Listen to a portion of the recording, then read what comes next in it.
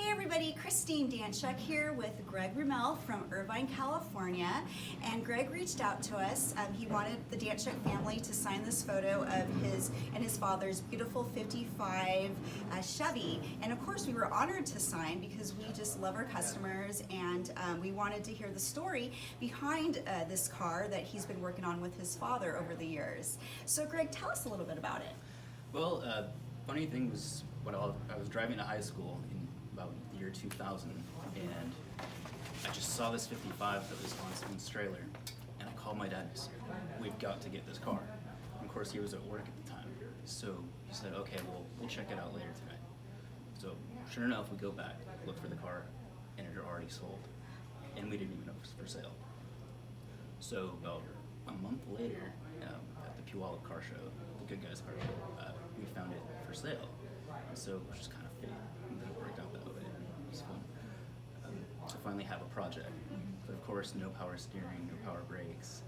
So we had, some initial work, some major safety upgrades to do, and then as it progressed, it kind of became an obsession with us. So every Christmas, every birthday, it was always Danchuk parts.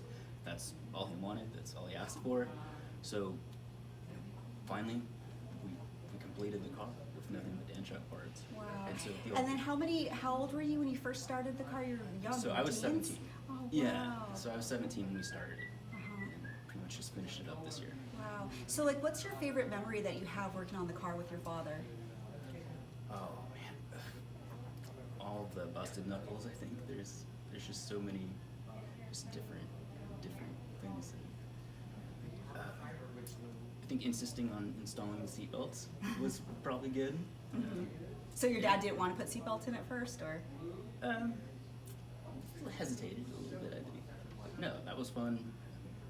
Just all of it was great.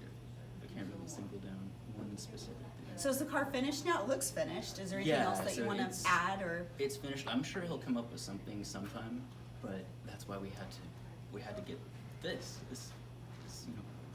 What else were we going to get him? It was Danchuk. So. Aww. So cool.